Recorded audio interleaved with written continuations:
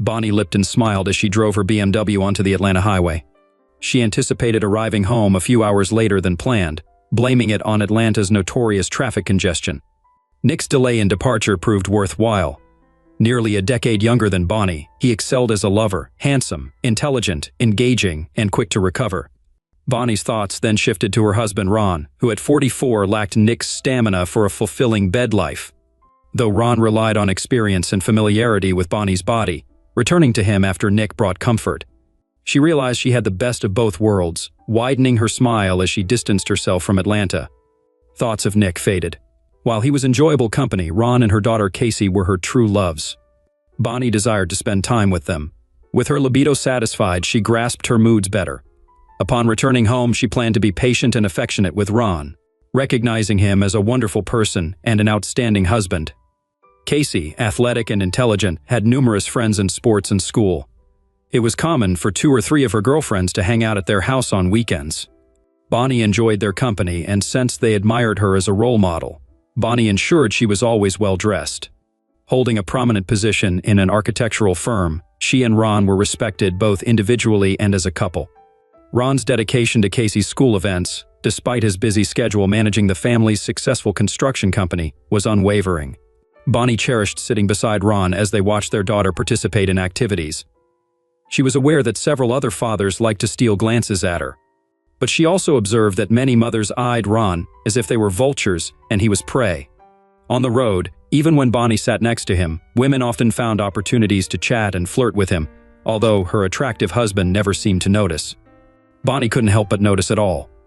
After spending several hours on the road, Bonnie pulled into her garage only to find her husband's pickup truck missing. It was an unexpected and unusual sight, and Bonnie felt her mood shifting. The least her husband could have done was be home to greet her following a grueling business conference and a long drive home. The house was eerily empty as Bonnie entered the master bedroom. She couldn't pinpoint the cause, but a sickening feeling settled within her. It was nearing lunchtime, yet no one was home. With Thursday approaching and Ron's work and Casey's school obligations, they should have been home soon. Thus, Bonnie unpacked before taking a shower while pondering Ron and Casey's inexplicable absence. Bonnie recalled that her phone had been turned off since dinner the previous evening. Lost in thought on her way home, she hadn't considered why no one was calling her. Ron might have been upset because she hadn't called to thank him for the string of pearls the previous evening. When Nick had ignited her passions, she had completely forgotten about him. As she dried her hair with a towel, she switched on her phone. Ron once again congratulated himself on executing a simple yet brilliant plan to surprise and delight his wife. He had been aware of her scheduled conference in Atlanta for months. Bonnie visited twice a year. As luck would have it, this conference coincided with their 20th wedding anniversary.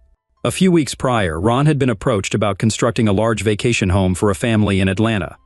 After completing the business aspect of the meeting and feeling at ease with the client, Boyd Drake, Ron shared an idea that had recently come to mind. On the 10th of next month, our anniversary, my wife will be attending a conference in downtown Atlanta. I want to surprise her and her colleague with a nice dinner at a restaurant near her hotel. And to make it even more special, I've purchased a pearl necklace to present to her at the table during dinner. Let my daughter handle this for you, Boyd suggested. She's in college now and knows all the best spots in the city. She can ensure that the necklace ends up in your wife's hands.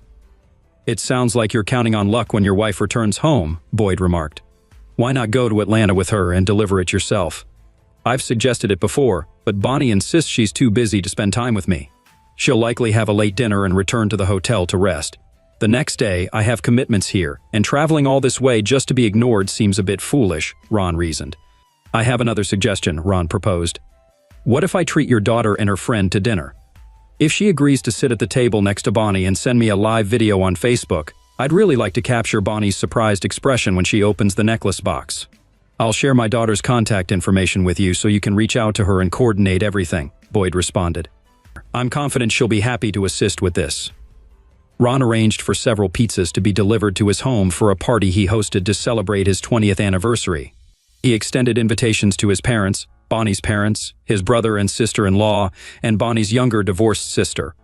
They all anticipated witnessing Bonnie's reaction in real time when he surprised her with an anniversary gift. Ron's 16-year-old daughter, Casey, was also present with several of her friends. Ron arranged everything so they could view the video on the large TV screen. Boyd's daughter will sit near Bonnie inconspicuously and stream videos to me via Facebook Live. She arranged for the waiter to deliver the wrapped gift after Bonnie and her CO worker Sue placed their food order. "We'll observe Bonnie's live reaction," Ron expressed with a joyful smile. "This will undoubtedly be our best anniversary despite the distance. I've ensured that no sound will be transmitted from our end, so feel free to comment, including praising what a great idea it was." "Who's that guy with his mother?" Casey inquired as Bonnie appeared hand in hand with a handsome young man. "Didn't you say she'd be with Sue?" "I don't know him," Ron admitted. "He seems to be a close friend."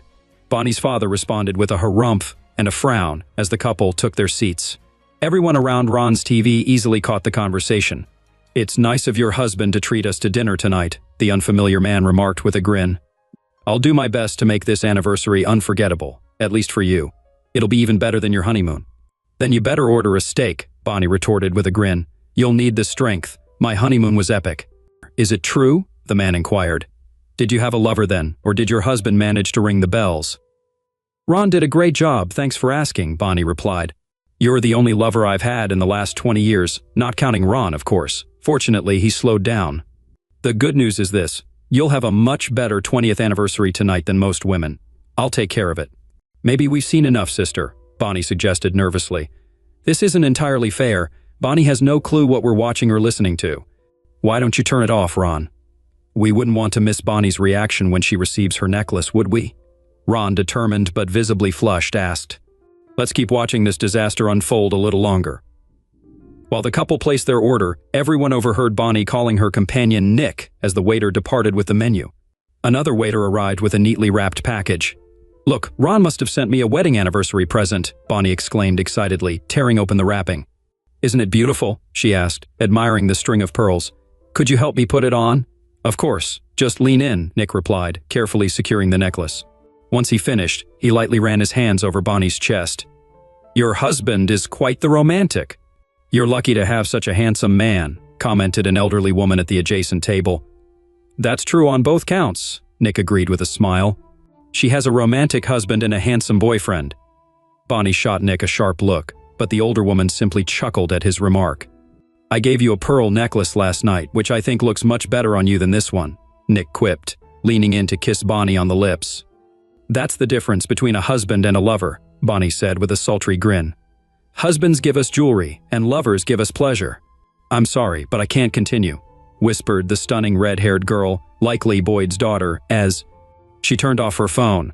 "I should have stopped sooner, but I was so shocked that I froze. I'm truly sorry it ended this way. I'll delete everything from my phone. I have to go."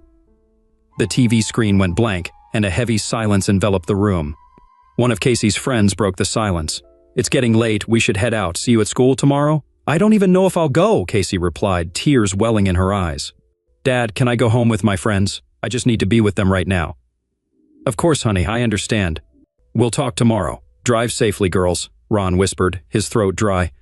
"I'm at a loss for words," Bonnie's mother began. "I think we misinterpreted what was happening. Bonnie loves you, Ron, and is willing to do anything for Casey. Please don't do anything hasty."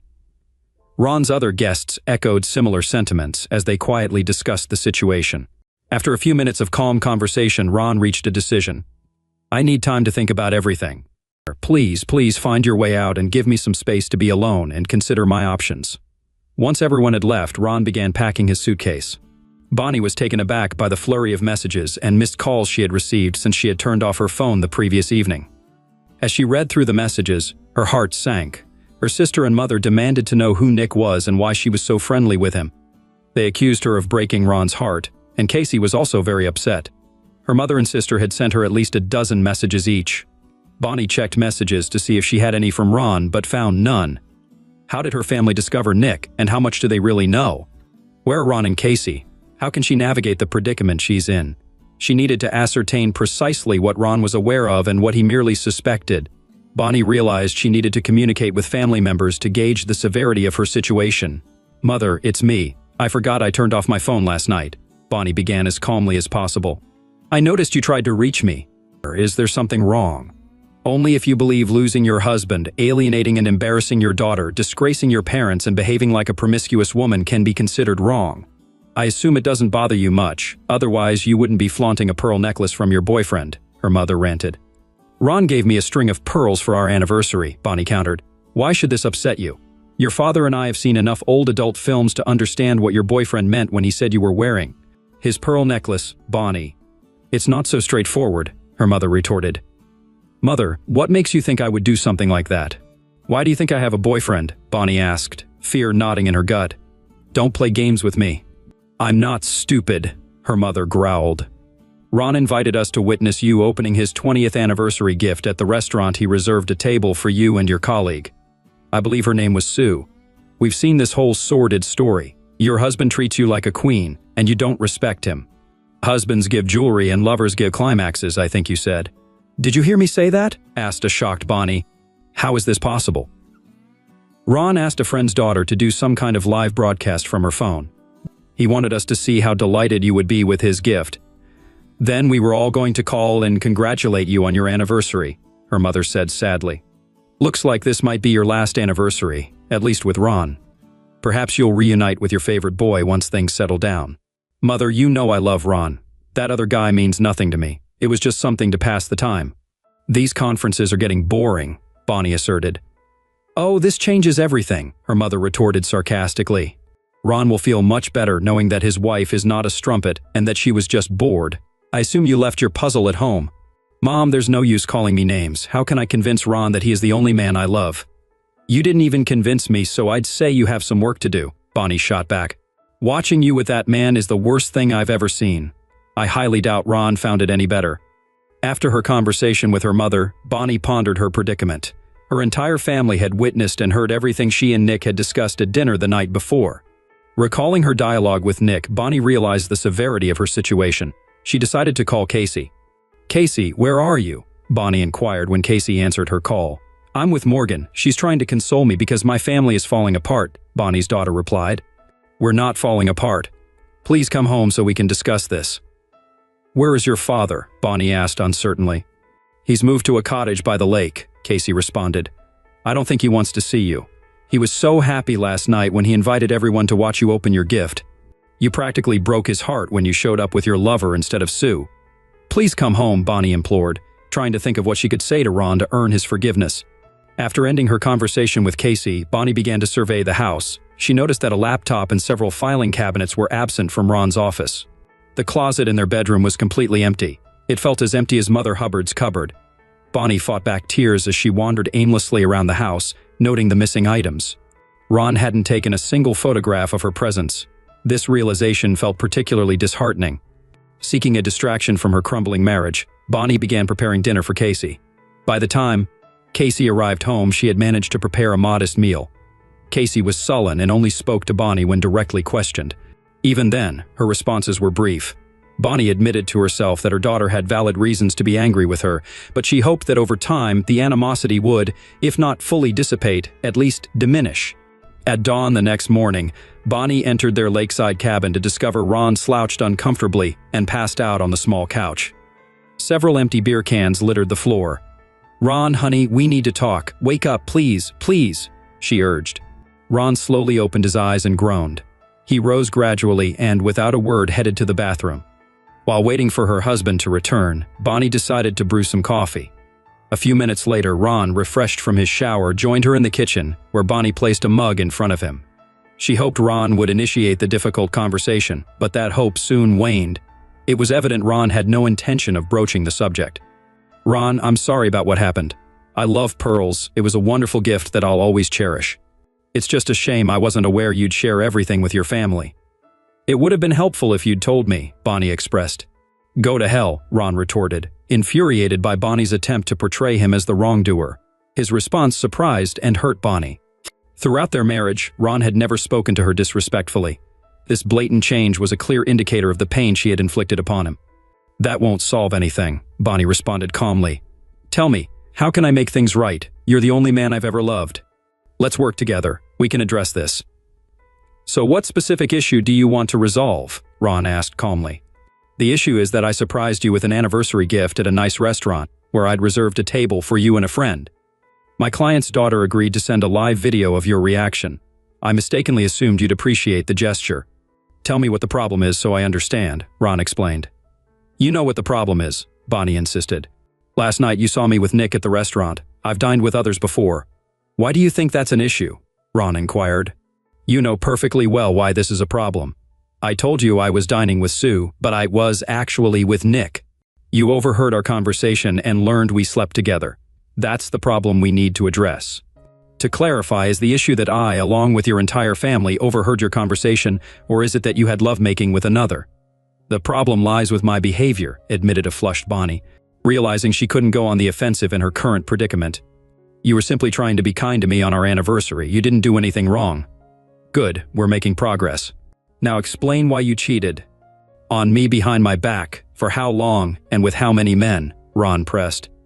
Let's not resort to vulgarity or offense, replied an emotionally overwhelmed Bonnie. Casey is undoubtedly your daughter. Nick has been my sole partner since we started dating. Your remarks about my fidelity and Casey's paternity were needlessly hurtful. I'm struggling to comprehend your reasoning, Ron retorted. You admit to cheating, yet you insist there's a limit to how unfaithful you are. You want me to be polite and understanding, even gullible, when you claim to belong to just one man. Are you proud of your limited infidelity? And for the record, how long have you been involved with handsome Nick? How often did you conveniently forget to disclose these details when denying being promiscuous? This marks the third conference where we've been carnal, Bonnie confessed tearfully, finally sensing the depth of Ron's anger and humiliation. Apart from you, he's the only man I've been with since we married 20 years ago. It amounted to 2 nights together at each of the 3 conferences, Ron noted. Have you ever been carnal with him elsewhere? No, Bonnie affirmed. It occurred 6 times in total, and I deeply regret it. I owe you an apology. Are you suggesting that a young guy like Nick was only capable of once a night with someone like you? He never engaged with you more than once. What does it matter? Queried a disheartened Bonnie. We probably did it 3 times every night. Now the big question, Ron announced. Why did you engage with another man? Was our closeness so unappreciated, so mundane, so unsatisfying that you sought out a younger, more fulfilling lover? Absolutely not. I was bored, and he persistently pursued me. I proved to be weak. It's not about you or our closeness. It's my own vanity, perhaps a midlife crisis. He means nothing to me, I swear, Bonnie replied. It's evident you engaged with a man who held no significance, Ron reiterated. Did you engage with Mr. Jenkins, the guy from down the street with those absurd shirts? Of course not. I barely know him and I find him repulsive. So he holds no significance to you? Ron pressed on. You just admitted to me that you engage with men you don't love and who hold no significance to you. Jenkins fits that description, so why didn't you engage with him? I didn't say that I engage with any man who holds no significance to me, Bonnie clarified, distressed. I engaged with Nick because he's attractive, polite, and successful. He pursued me. Are you suggesting that you'll only be unfaithful with attractive, successful men who chase after you? Other than a few of these individuals, are you a faithful wife? If you don't love the men you engage with, doesn't that imply you don't love me? No, Bonnie objected, visibly embarrassed. I'm telling you I made a terrible mistake and it won't happen again. I love you, not Nick. How can I? Be sure of this, Ron asked softly. You made vows at our wedding and on numerous occasions throughout the years to be faithful to me. You're a beautiful woman. Handsome, successful men will always pursue you. I can't trust you. I can't even provide you with the great lovemaking you enjoy so much. Don't ever think like that, Ron. I love making love with you. He's different and makes me feel cherished, Bonnie replied. What about Nick made you keep going back to him? Ron inquired gently. Unclean, used, not like a mother or wife. It was the taboo that kept me hooked, not love.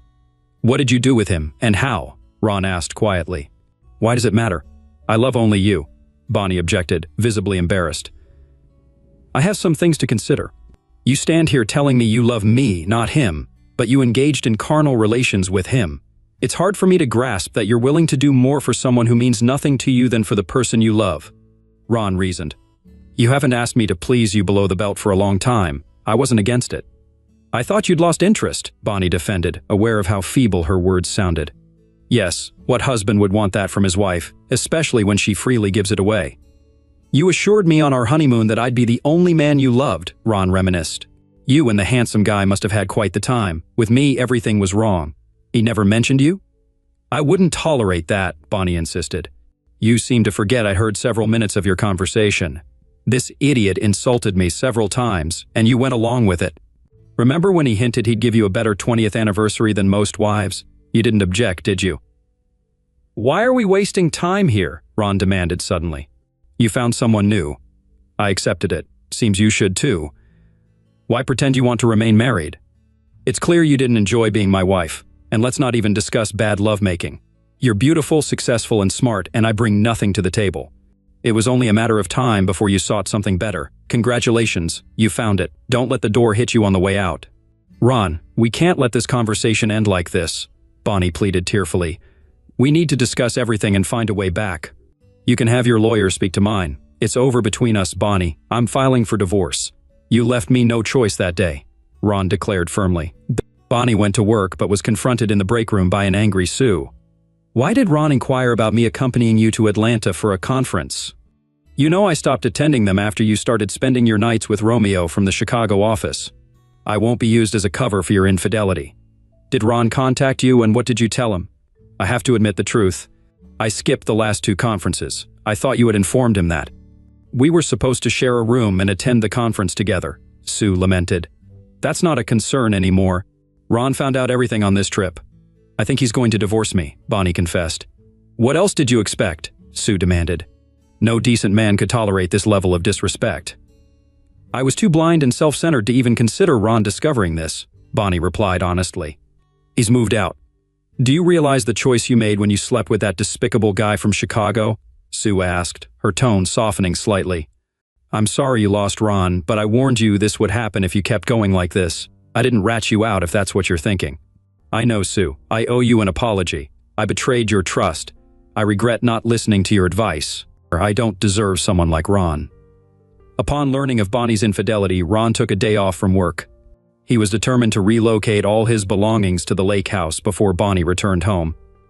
He didn't want to hear her justifications or excuses for cheating. While he dreaded life without Bonnie, he knew he could never forgive her blatant disregard for his feelings or her indifference to loyalty and respect.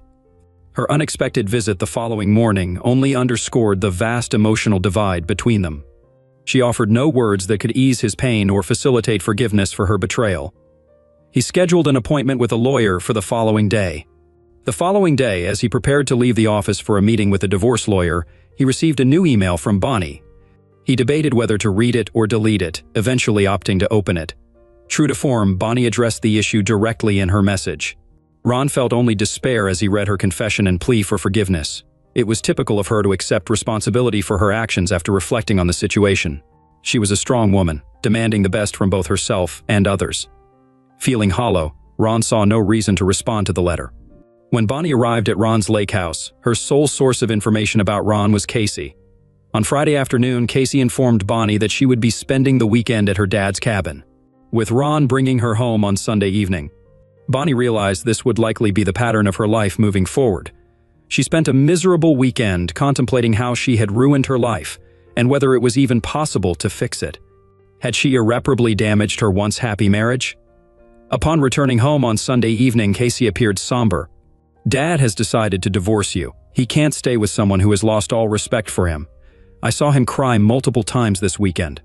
I've never seen him like that before, Casey revealed. Do you realize how much you hurt him? Maybe boyfriend is better than dad.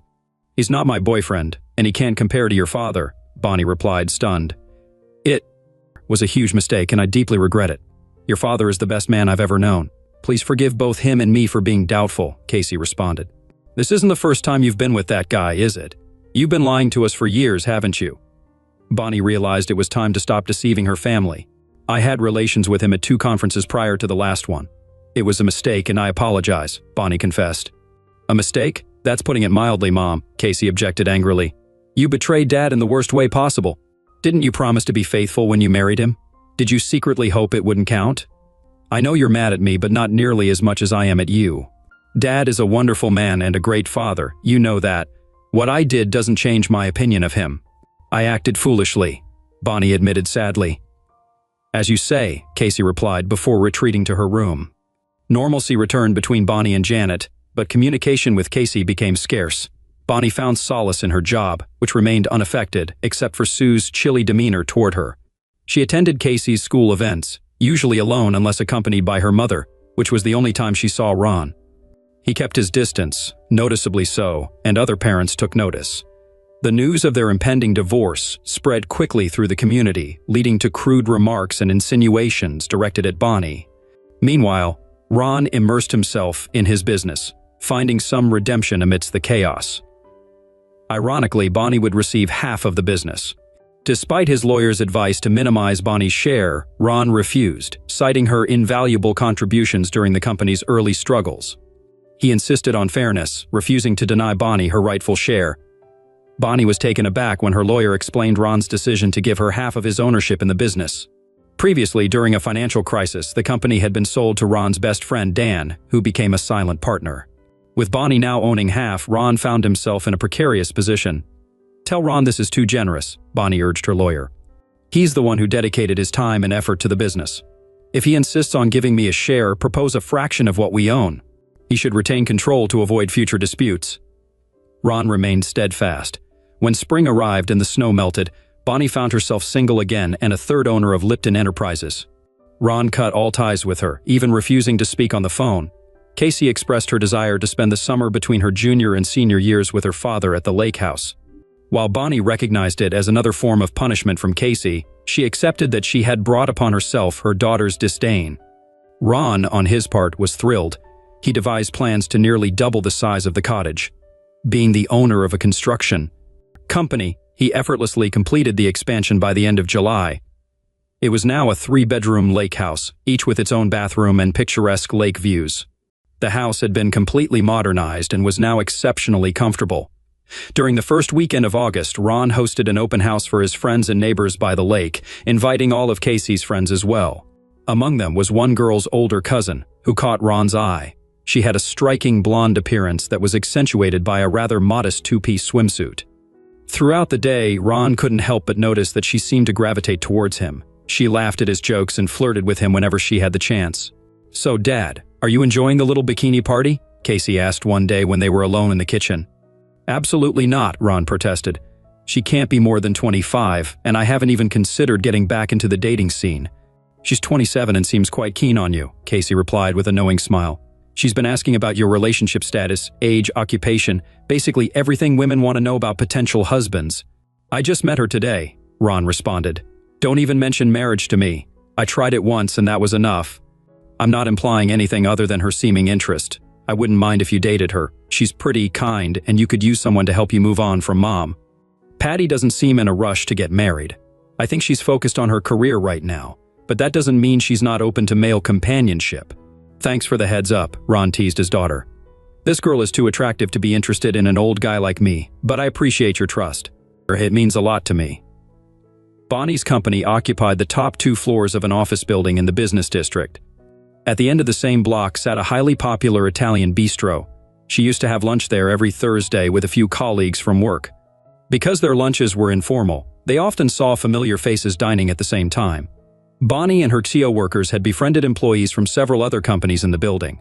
One afternoon, the bistro was unusually crowded, and Bonnie's group couldn't secure a table. An employee from Benson Advertising, situated on the 2nd floor of Bonnie's building, invited her group to join them at a spacious table, which they promptly accepted. After everyone exchanged their first and last names for introductions, the conversation commenced. One woman from the advertising team stood out for her attractiveness and amiability. Bonnie found herself enjoying the young woman's sense of humor as the other ladies playfully teased her. "We don't all wake up to a rich guy with a big house on Lake Henry," Mary, whom Bonnie recognized, teased. "Must be nice to greet the morning sun bouncing off the lake." "Absolutely," the young woman concurred, "especially when you have a handsome man tenderly waking you up. Getting out of bed becomes such a chore. If that's the guy who picked you up after work on Thursday, I can see why it might be tough," remarked another woman. "He seems a bit older than you, but he's clearly in good shape and he's got a full head of hair. Not bad looking at all." "He's all that and more," the young woman chimed in with a wide smile. "He's a really great guy and an amazing lover too." Bonnie's friend immediately broached the topic she didn't want to delve into. "You're not talking about Ron Lipton, are you?" "Do you know Ron?" the young beauty asked, adding, "You have to admit he's quite the catch." "He's a fantastic guy, but he used to be Bonnie's husband," her colleague revealed. "I think we should change the subject." "Don't exaggerate," Bonnie asserted, leaning in toward the young woman and offering her hand. "I'm Bonnie Lipton. I didn't catch your name." "Patty Lawson," Ron introduced her. "I thought his ex-wife was stunning, but I figured he was just blinded by love," Patty confessed. "Turns out he didn't do you justice. I hope you won't mind that I'm living with Ron now." "I certainly can't blame you or him for that matter," Bonnie responded honestly. "You're a beautiful young woman with a fantastic figure. I can see why Ron was attracted to you." I wonder why Casey never mentioned you to me. I can't speak for Casey, but I must say you've raised your daughter well. She's intelligent, attentive, and as lovely as her mother. I always enjoy her visits, Patty concluded. Later that evening, Bonnie broached the subject with Casey during dinner. Why didn't you tell me that your dad has a beautiful girlfriend who's moved in with him? I'd have thought you'd mention something like that. Honestly, Mom, I didn't want to upset you. I know how you feel about Dad, Casey explained. I'm still upset about what happened between you two, but I don't want to cause you more pain because of your mistakes. Patty is actually good for Dad. He seems genuinely happy again. That might surprise you, but I'm glad to hear that Ron's happy. He's a wonderful person and deserves to be with someone who cares for him, even if it's not me. I don't think she's head over heels for Dad, but she really likes him. She's made it clear that her career is her priority right now. I'm focused on making strides in marketing over the next few years. Are you considering dating again, Mom? Are you still in touch with your conference boyfriend? Do you think you could reconcile with him? Casey inquired. I wouldn't consider Nick as a potential partner, Bonnie confessed. He's shallow, somewhat impolite, self-centered, and vain. I never saw our interactions as anything beyond amusement, yet it turned into a nightmare. Although I was aware of my actions, I shouldn't blame him for my own weakness. Are you interested in someone else? Casey inquired. You're still attractive. I've noticed how some fathers and teachers look at you and make an effort to be courteous during school events. To be honest, I feel like Ron has set the bar high for other men, Bonnie responded with a sad smile. The reasons for our divorce are widely known in the community. It garners sympathy from women for your father and makes men view me as an easy target. Nick probably found it easy, but I won't make that mistake again. I just can't understand how I could betray your father when I loved him so deeply. Casey was taken aback. He always treated you with love and respect. Something must have gone wrong. I've asked myself the same question, Bonnie admitted. I think I started taking your father for granted. I knew he loved me, and I was overly confident in that love. Somehow, this led me to entertain the idea of being with another man, perhaps because I felt secure knowing I had a dependable partner at home. Ron was my rock. I foolishly believed he'd always be there. I thought I could stray a little and he wouldn't notice, and yet my devoted husband would still be waiting at home. I hope you find a man like Ron when you're ready to settle down and learn from my mistakes. Never take more than you give in a relationship. Be faithful, committed, and truthful. If you're considering something that could damage your relationship, talk to your husband about it. I've shown you what happens when you lie and cheat. Occasionally, Bonnie would encounter Patty during lunch. She was surprised by how much she enjoyed Patty's company. She also felt ashamed that she was eagerly awaiting any news about Ron. Casey refrained from divulging too much about her father to Bonnie, realizing that certain personal details were off-limits to share as his daughter. Meanwhile, Patty freely conversed about Ron with her friends. It's evident that you still care deeply for Ron, Patty observed during a lunch conversation with Bonnie. He never speaks ill of you, but it's clear you hurt him deeply. I won't judge, but I personally couldn't imagine betraying someone I'm in a relationship with. It's hard to reconcile that with the person I see and hear from you, someone who seems to love and respect him. I would urge you to keep that in mind when the initial passion wanes and you're faced with the realities of everyday life, Bonnie responded. I lost my path and paid the price. Love isn't always about excitement and luxury. Sometimes it's about mundane decisions like when to clean the septic tank or what color to paint the house. It all becomes routine, but that's normal. Ron is an upright businessman, a devoted friend, and an exceptional father. I'll always love him, but I betrayed him in the worst possible way. I've learned my lesson, perhaps a bit too late. Last night, I informed Ron that I've accepted a job offer in Seattle and will be leaving in 2 weeks. It's a fantastic opportunity for me. I've always prioritized my career, but I can see that my news upset him, Patty shared. I'm telling you this so you understand what he's going through and maybe offer him support if he becomes down. He truly is a wonderful man. He may not be my lifelong partner, but I'm sure he'll miss you dearly. Ron doesn't make decisions lightly. If he invited you to live with him, it speaks volumes about how highly he regards you as a person, not just for your looks. Yet he's resilient. I tested his strength, but he emerged stronger. He's made significant progress, Bonnie began with a faint smile. He'll miss you, but he's a great catch, and I doubt his bed will remain empty for long. Yes, that's why I'm sharing this information with you first, Patty responded with a smile of her own. What you choose to do with it is entirely up to you. Just a week later, Ron's closest friend and covert partner, Dan, requested Bonnie's presence for lunch at the bistro. Despite the crowded room, they managed to secure a small table in a corner. After exchanging pleasantries and formalities, Dan proceeded to explain the purpose behind their meeting. You're aware of that plot of land Ron purchased on Route 21 near the river? I've got a buyer who's willing to shell out nearly $2 million for it. Ron practically snagged it for a steal. The profit margin would be immense. Your share as a third owner would amount to over $500,000, Dan elaborated. Ron mentioned that this land could be a valuable investment, likely to appreciate significantly in the future.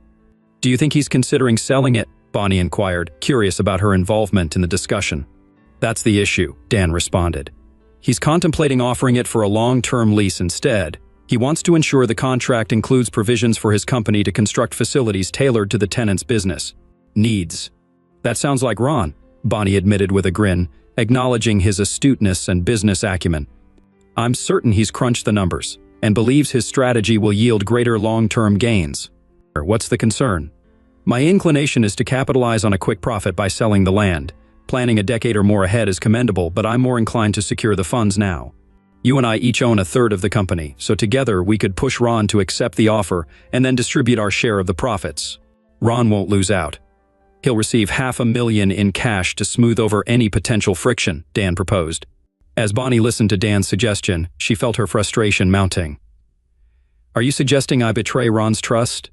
Do you think money holds greater value for me than preserving Ron's trust, as you seem to imply? Let me make one thing clear. Ron would perceive this as a complete and utter betrayal from both his wife and his closest friend. This would be the ultimate blow to him, Bonnie retorted firmly. Worse than his wife engaging in an affair with some young guy at a conference? Dan teased. You're his ex-wife for a reason. You've already betrayed him. He divorced you for your infidelity. This is an opportunity to seek a little retribution and simultaneously secure a substantial sum of money, Dan reasoned. I acknowledge that I betrayed Ron, and I take full responsibility, Bonnie responded, her anger barely contained. I acted foolishly and selfishly, but I never intended to inflict injury upon him. He deserves better than both of us, and deserves far more trustworthy business partners than either of us could ever be. That's precisely why I'll never betray him again. I'd sooner lose every penny than cause Ron further pain. I've already demonstrated that I was a terrible wife, and now you've proven yourself to be a disloyal friend and partner. Ron will have control over my share of the company for as long as I live. In fact, I'll be drafting a new will to ensure Ron inherits my share upon my passing. You should have more faith in his business acumen. With a surge of anger, Bonnie rose from her seat, dropping money on the table to cover her half-eaten lunch. She locked eyes with Dan. Please refrain from attempting to steal from me again. Nearly a month later, Bonnie opened the door to find Ron standing on the porch. She was taken aback by the sight. Ron had intentionally avoided her since the day she returned from the disastrous conference. Ron, please come in. Everything is all right. Casey left a few moments ago if you're looking for her, Bonnie said, feeling a rush of excitement at Ron's unexpected visit. I'm available to talk if you've got a moment, Ron initiated as he stepped into the house that had been his for over 15 years. Could you spare a few minutes? If you're busy, I can come back later. I'm not occupied, Bonnie promptly replied, and I just brewed some coffee. Why don't we sit in the kitchen? Thanks for accommodating me so quickly, Ron said, grabbing his coffee mug. You always brewed top-notch coffee. I didn't even know how to make it when we first got married, Bonnie reminisced with a smile. It took me some time to get the hang of it. I didn't marry you for your coffee-making skills, Ron retorted. You had other qualities that I found much more appealing. I don't recall you calling them qualities, Bonnie chuckled, but I do recall you calling them Smith & Wesson on a few occasions. Yeah, you brought out the big weapons, and I was defenseless against you, Ron admitted. Patty must have you wrapped around her finger or some other part of her body, Bonnie teased. She's quite charming. I appreciate how fondly you've treated her. She holds you in high regard. Her opinion of you is one of the reasons why I'm here. A couple of weeks ago, one of her friends overheard your conversation with Dan during lunch. Patty mentioned it before heading out west. She believes your dedication and integrity have been outstanding. I have to agree. Despite how I treated you during the divorce, you flatly refused Dan. Many women whose husbands divorced them so swiftly would seek revenge or at least recompense. I'd never do that to you, Ron. I understand how diligently you work on your projects and how much they mean to you. I also know you'll ensure this property generates far more revenue than Dan anticipates. He's underestimating you, Bonnie concluded. I appreciate your vote of confidence. Patty helped me come to terms with the fact that you were my partner, even though I often ran the business as if it were solely mine. I want to hear your thoughts and what you'd like to do, Ron stated. If you're inclined to sell this property and split the proceeds, I'm on board. Dan's been pushing for a sale, Ron revealed. I suspect he's short on cash. He believes that selling this land will net each of us $500,000 without cutting into his stake. Is this something you're interested in too? I believe you've got plans for this property that will benefit the company and earn goodwill from the community, Bonnie replied with evident pride. You've never been one to seek quick profits. I've always known you aim to uplift the area while making solid profits. You've got something in mind for this site, don't you? I've been negotiating a long-term lease with General Hospital to construct an emergency care complex here, Ron admitted. It won't yield as much profit as the luxury condo project Dan's firm is pushing for, but it'll still be lucrative and come with a guaranteed contract. Plus, it'll create jobs and foster goodwill. I had a feeling it might turn out this way, Bonnie responded with a hint of satisfaction. You're not just a savvy businessman, but you also invest in the community. That's what distinguishes you from folks like Dan. Dan's all about quick profits, but I don't share that mindset. From what I gather, he pitched his idea to you, and you turned him down. I have complete faith in you, Ron. You've never given me a reason not to trust my judgment. I'll stand by your business decisions, no matter what, Bonnie assured. It might sound odd since you've got every reason not to trust me, but it's true. I've been thinking about how Dan's meddling with your business. It crossed my mind that we should buy him out. If he's short on cash, he might entertain a reasonable offer. It'd be a win-win. He'd be content, and you'd have full control over your business, Bonnie reasoned. I've considered it, but I don't have the capital to pull it off, Ron admitted. We could sell this house, Bonnie proposed. I can find a nice 2-bedroom apartment for Casey and me. Over the years, we've amassed quite a bit of equity. The house is nearly paid off, and you've made significant upgrades. It should provide enough to buy out Dan's share. Now that we're divorced, this is your home. Are you willing to sell it and invest in the business? Ron asked incredulously. I can't promise when the deal for the urgent care center will close. I can't guarantee you'll see your investment back anytime soon or at all. Am I looking worried? Bonnie joked. Remember, I was married to you for 20 years. You'll get it all back with interest. If for some reason it doesn't work out, that's fine. I owe you one, Ron. Money will never make up for my betrayal, but it'll keep you away from Dan. I'll agree to this if you move back into the lake house or with me and Casey, Ron proposed. We'll quickly get you your own room with a bathroom. It's been nicely done up. I don't think that's feasible, Bonnie replied sadly. It's a personal matter, not to mention the dating scene and all the drama it would stir up for you. I didn't consider your social life, Ron admitted. Of course, you wouldn't want to bring a gentleman over when your ex-husband's living next door. Especially not that guy, Nick. It'd be awkward. I don't go on dates and don't plan to start, Bonnie replied. I stopped attending conferences and haven't spoken to Nick since that disastrous trip. It's you who will be inconvenienced. No woman would want to spend the night with you when your ex is just next door. With me around, it's highly unlikely you'd find a woman willing to move in with you, though I wouldn't rule it out entirely. I've seen women fall for you. I divorced you because of your affair and then I moved Patty in with me, Ron posed a rhetorical question. Wasn't my behavior a poor example for Casey? My only justification is that I was feeling depressed and lonely. Another man took my wife from me and my self-esteem hit rock bottom. Patty managed to restore it. I regret damaging your self-esteem. I wish this hadn't occurred, but I don't hold you responsible for falling for Patty. She's an exceptional woman. You're single and free to pursue any relationship, Bonnie remarked, adding, I don't think I've ever properly apologized for my actions. You weren't the cause of it. It's all on me. I made a huge mistake, and I'm genuinely sorry for the pain and trouble I caused you. You really hurt me, Bonnie. I've never been unfaithful. I lived for you and Casey. I went from having everything to feeling like a complete failure, Ron confessed.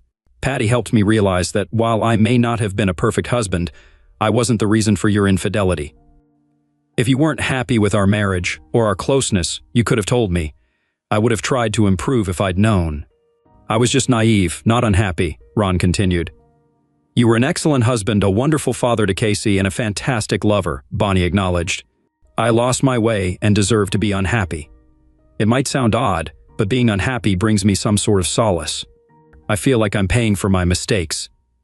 Perhaps you could at least come and see the lake house, Ron proposed. I'd like to show it to you and get your feedback. I've incorporated some of the ideas we've discussed over the years into the renovation. I think you'll approve. Casey has a volleyball match in 2 hours. Can we postpone this offer? Bonnie requested. Let's check it out before the match. We can go together, Ron suggested. And then I'll bring you back here. Aren't you concerned that people will assume we're back together if we go as a couple? You usually keep your distance from me, Bonnie pointed out. Yeah, I was a bit harsh, but in my defense, you messed up me and our marriage. You couldn't expect me to be friendly towards you, Ron argued. Actually, you were much kinder to me than I would have been to you if roles were reversed, Bonnie admitted. Your settlement offer was overly generous. We both know it seems like your kindness is paying off.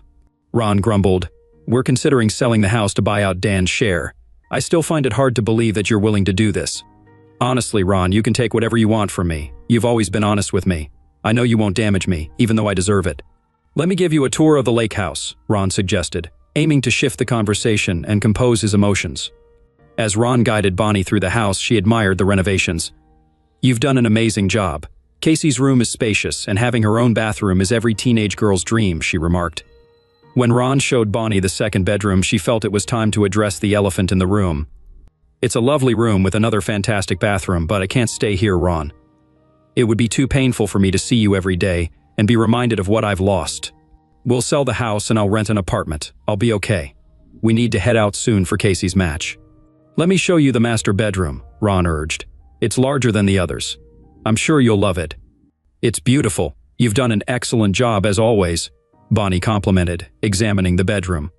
That's why your business is thriving. You have an eye for detail. Would you stay with me? And Casey, if you had this room? Ron asked abruptly. I'd still have to see you every day, and I don't think I could handle it, Bonnie replied sadly. I didn't mean for it to be exclusively yours, Ron explained anxiously. I thought maybe we could share it. Bonnie raised her eyebrows, scrutinizing Ron's expression. Are you asking me to share your bed? Since the day I found out about your affair and left, I felt awful. I miss you so much it hurts. Sometimes you messed up big time, but I slept with Patty for months. That lessened the blow a bit but didn't erase it. I wonder if we can move past all this and try to be together again. I won't be your doormat, Bonnie asserted.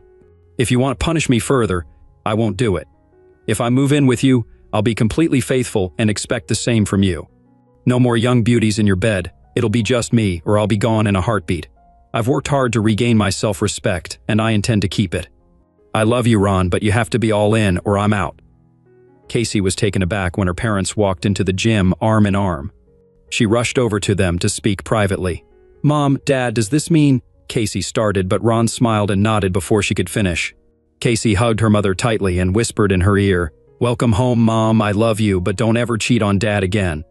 I have a friend with a single aunt who's even more beautiful than Patty.